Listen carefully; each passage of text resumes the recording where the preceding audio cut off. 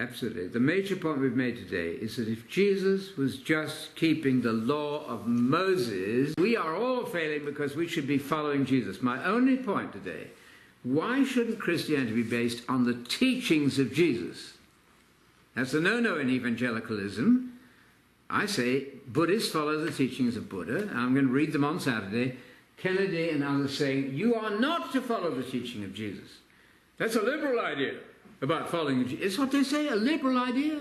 So yes, the new covenant words are the words of Jesus ratified by his blood at his death. Jesuanic covenant, Abrahamic covenant, Mosaic covenant, and Jesuanic covenant to give you the kingdom.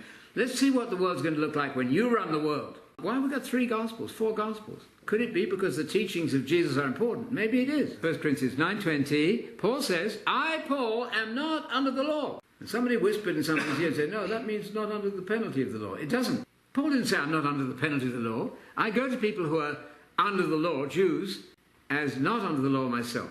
I, Paul, am a Christian, I'm a Jew, I'm not under the law, period. Paul was not under the law, and he's a Jew, and he's a Christian, and he's following Jesus. So now we're following Jesus. We're getting back to Jesus rather than Paul. This is rather radical.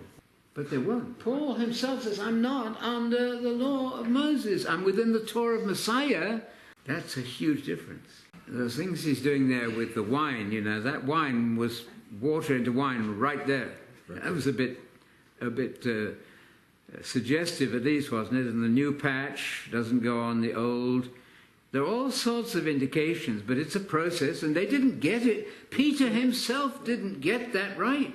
Anyway, this is a somewhat academic thing. It's all over with us. We are under the new covenant now, so don't go back under the Sabbath, holy days, new moons, and all that.